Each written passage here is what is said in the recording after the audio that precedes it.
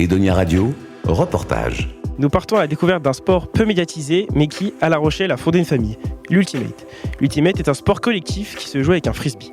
Pour en parler plus en détail, nous recevons Tony Dimné, président du club d'Ultimate de La Rochelle, RFO. Bonjour Tony. Bonjour. Est-ce que vous pourriez nous présenter plus en détail les règles de l'Ultimate ? Alors l'Ultimate, c'est un sport qui se joue sur plusieurs surfaces déjà, donc on va pouvoir jouer sur sable en 5 contre 5 et dans un gymnase sur un terrain de handball en 5 contre 5 et sur herbe où là on va jouer sur 7 contre 7. Le terrain fait 100 mètres de long, 37 de large, donc c'est un terrain de rugby un peu plus fin. On va avoir 2 embuts comme au rugby, donc sans les poteaux, et l'objectif c'est d'attraper le frisbee dans la zone adverse. Sauf que pour marquer un point, on a interdiction de se déplacer avec le frisbee, donc on est obligé de faire des passes pour progresser sur le terrain. C'est un sport qui se joue mixte et qui est auto-arbitré, donc ça ouvre pas mal d'opportunités sur des valeurs très très riches comme l'auto-arbitrage, le fair play, la communication, la remise en question, etc. Est-ce que vous pourriez nous présenter votre parcours par rapport à l'Ultimate ? Comment vous êtes arrivé à devenir président du club de l'Île de Ré ? Alors j'ai commencé l'Ultimate en 2008 sur l'île de Ré. Donc le club sur l'île de Ré a été créé en 2002 sur le port de la Flotte. Il y avait un restaurant, la fiancée du pirate, et tous les gens qui y travaillaient s'amusaient à lancer des frisbees le soir à la débauche. Et de fil en aiguille, on est venu la création du club. Donc ça va faire 16 ans que je joue à l'Ultimate. Il y a un peu plus de 2 ans, j'ai eu l'opportunité aussi avec une équipe très, très sympa d'amis où on a pu prendre la continuité de ce qui avait été fait. Et voilà comment j'en suis arrivé aujourd'hui président. J'ai une carrière de joueur aussi. J'ai joué en équipe de France en 2023, les championnats du monde à Los Angeles sur sable en mixte. On finit champion du monde, on ramène un titre en France. Première fois qu'une équipe européenne décroche un titre de champion du monde. L'Ultimate à l'international, ça joue que sur sable ? Ou par exemple l'Ultimate sur sable, c'est plus médiatisé que l'Ultimate indoor ou alors l'Ultimate extérieur sur gazon? Alors en Europe, il existe des championnats d'Europe en gymnase, mais c'est pas ce qui se développe le plus. C'est beaucoup les nations nordiques qui jouent beaucoup en gymnase. Le beach et l'outdoor sont les 2 grosses compétitions. On va avoir du coup des championnats du monde nations tous les 4 ans et ça alterne avec le beach. Donc tous les 4 ans on a du beach, tous les 4 ans on a de l'outdoor en championnat du monde. Et on va avoir les championnats du monde aussi en club qui vont être aussi tous les 4 ans, donc c'est en décalage. Et avec ça, championnat d'Europe, nation, championnat d'Europe, club. Les championnats d'Europe, club, c'est tous les ans. Championnat de nation, championnat d'Europe, nation, ça va être tous les 4 ans aussi, c'est une alternance. Et on a souvent la chance parce que la nation française fait partie des 8 meilleurs clubs, des 8 meilleures nations dans le monde. Donc souvent, tous les 4 ans, il y a les World Games, donc c'est l'antichambre des JO, c'est tous les sports qui n'ont pas accès aux Jeux Olympiques, qui font une compétition, donc les World Games, et la France a aussi la chance de pouvoir y participer avec les 8 plus grosses nations du monde. Vous du coup en tant que joueur, vous préférez jouer sur gazon ou bien sur sable ? C'est totalement différent. Sur sable, on joue sur un terrain de 70 mètres sur 25. Sur herbe, ça va être du 100 mètres sur 37. Sur herbe, il y a 7 joueurs. Sur sable, il y en a 5. C'est un peu 2 sports différents. J'ai pas de préférence aujourd'hui parce que c'est totalement différent et les 2 sont très très intéressants en termes de jeu. Pour revenir plus sur le club RFO, à ce jour, combien comptez-vous de licenciés au sein du club ? Aujourd'hui, on est à 124 licenciés. En 2 ans, on a fait quasiment plus 40 personnes. On a aussi beaucoup développé le sport dans le collège, dans les écoles, dans les centres de loisirs. On a des profs de sport qui nous dynamisent énormément l'Ultimate au sein des collèges. Et nous avons une salariée aussi depuis presque 2 ans maintenant, 1 an et demi. Et ça nous permet aussi de développer énormément de partenariats avec des écoles, avec des centres de loisirs, de faire énormément de développement sur La Rochelle et l'île de Ré. Donc, ce qui nous ouvre énormément d'opportunités pour le développement de ce sport avec ses valeurs. Vous avez parlé de valeurs. Quelles sont les valeurs qu'on transmet à l'Ultimate ? L'Ultimate donc, est très développé dans les collèges, dans les écoles, etc. Parce que donc, déjà, on n'a besoin d'aucun matériel ou très peu, juste un sac de frisbee, des plots, des chasubles. Tout le monde peut avoir ça sous la main. La particularité de l'Ultimate, c'est que même à haut niveau, en finale des championnats du monde, on n'a pas d'arbitre. Donc ça veut dire qu'on est garant de respecter les règles et de les faire respecter. Donc ça va énormément être de la communication avec son adversaire. On va beaucoup dialoguer, communiquer et on a du coup toute cette partie auto-arbitrage et fair play, la remise en question. Et c'est super intéressant de pouvoir éduquer aussi les jeunes sur un sport où, par exemple, au foot, on a tendance à beaucoup regarder l'arbitre. Voilà, dans d'autres sports, on n'est pas garant de ces échanges avec l'adversaire. Il y a quelqu'un entre nous deux. Et là, l'Ultimate, ça permet d'avoir une vraie connexion avec son adversaire et d'avoir énormément de respect. Donc, c'est super intéressant. Donc, Tony, vous avez parlé d'auto-arbitrage en professionnel ou même en amateur. Mais comment ça se passe quand quelqu'un essaye de tricher, on va dire, ou est-ce qu'il y a des conséquences derrière ? Donc oui, donc c'est un sport qui est auto-arbitré. Ce qu'il faut savoir, c'est qu'à la fin de chaque rencontre, on fait une ronde avec l'équipe adverse, donc on appelle ça un huddle, et on fait un débrief du match, aussi bien sportivement que sur le spirit. Ensuite, on a un prix qui s'appelle le fair play à chaque compétition. En fait, à la fin d'un match, on met une note à l'équipe adverse, donc c'est sur 5 items. Donc connaissance et application des règles, faute et contact, bon état d'esprit, attitude positive et maîtrise de soi et communication. Et donc on donne une note, un match tout à fait classique, c'est 10. Et ensuite, si l'équipe adverse a fait des efforts ou a été un petit peu en dessous de ce qu'on peut attendre, du coup on jauge, on met des notes comme ça. Et donc on est élu, l'équipe la plus fair play est élue à la fin d'une compétition.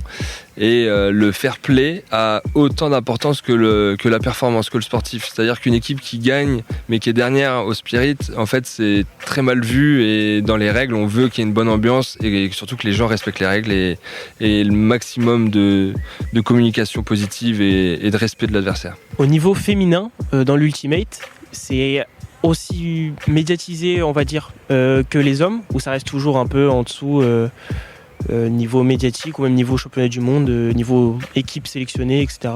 On a la chance d'avoir un sport qui se joue mixte, donc on a une catégorie qui s'appelle donc la catégorie mixte. Donc sur herbe, on joue avec 4 filles sur le terrain et 3 garçons, et tous les 2 points on alterne, donc 4 filles, 3 garçons, tous les 2 points on alterne. Donc ça rend le sport très très intéressant parce qu'il y a très peu de sports collectifs qui se jouent en mixte à haut niveau.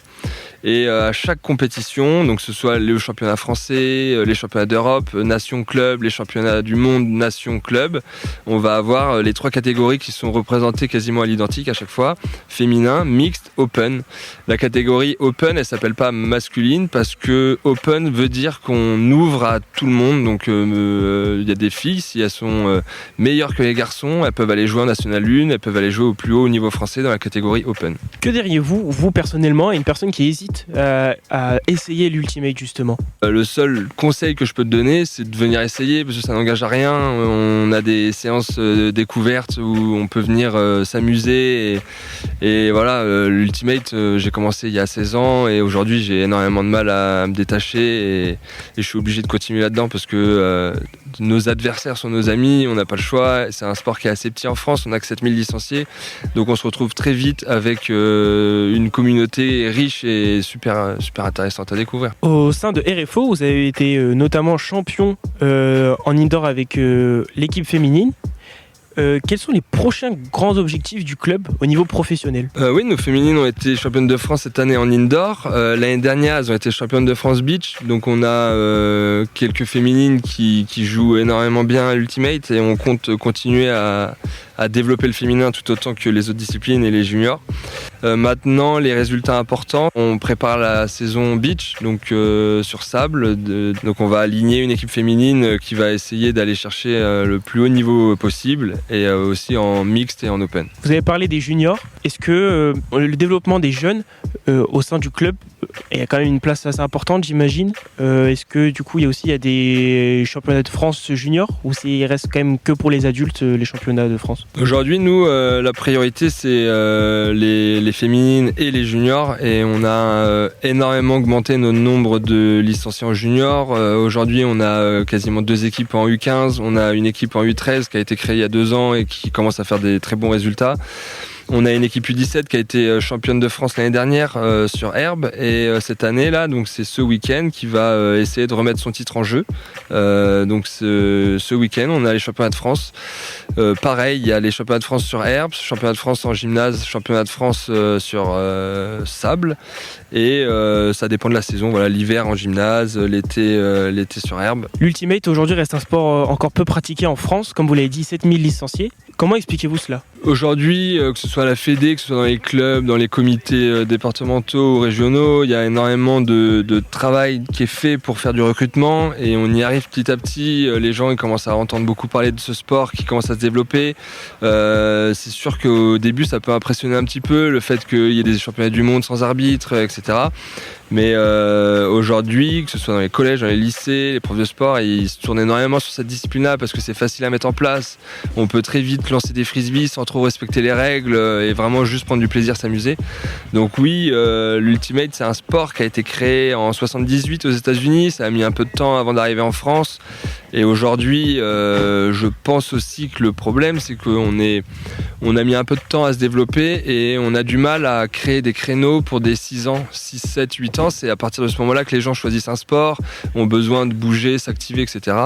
Et donc aujourd'hui, si on arrive à ouvrir nos écoles d'Ultimate plus jeunes, à continuer le développement dans les collèges, dans les lycées, il n'y a aucun risque que l'Ultimate ne continue pas à se développer justement. Pour terminer, est-ce que vous aurez un souvenir à nous partager en tant que joueur ou bien en tant que président du RFO? Alors donc aujourd'hui j'ai participé à 4 championnats du monde. J'ai fait championnat du monde club à Cincinnati et je le refais cet été à Limerick. On part avec 5 joueurs du club jouer avec une autre équipe. On va faire le championnat du monde au mois d'août. J'ai fait les championnats du monde en club sable, nation sable. J'ai fait des championnats du monde herbe club et des championnats du monde herbe en nation. Mon meilleur souvenir, ça restera, et je pense toujours toute ma vie, à Huntington Beach, à Los Angeles. Donc, on arrive sur une plage à Los Angeles avec l'équipe de France mixte. On est 7-8 de l'île de Ré à avoir réussi à se faire une place dans cette équipe-là et de La Rochelle. Et moi, je suis avec mon meilleur pote. On est sur la plage où a été démocratisé le surf à Los Angeles. On joue les meilleures équipes du monde. En demi-finale, on arrive à battre les États-Unis et c'est une prouesse parce que les États-Unis ont toujours joué des finales. Pour les petits chiffres, il y a eu 72 matchs réalisés par les États-Unis dans toutes les disciplines et je crois qu'il y a eu que une ou deux défaites des États-Unis sur leurs 72 matchs et parmi les défaites que les États-Unis a eu, il y a eu donc l'équipe de France mixte et ça restera un des plus beaux souvenirs. Et derrière en finale on joue l'Espagne et on gagne et là on est champion du monde à Los Angeles, à l'autre bout du monde. C'est un souvenir incroyable. Merci Tony Dimné, je rappelle que vous êtes président du club d'Ultimate à l'île de Ré RFO. Pour avoir plus d'informations, rendez-vous sur rayflyingoyster.com ou bien sur edoniaradio.fr. Edonia Radio.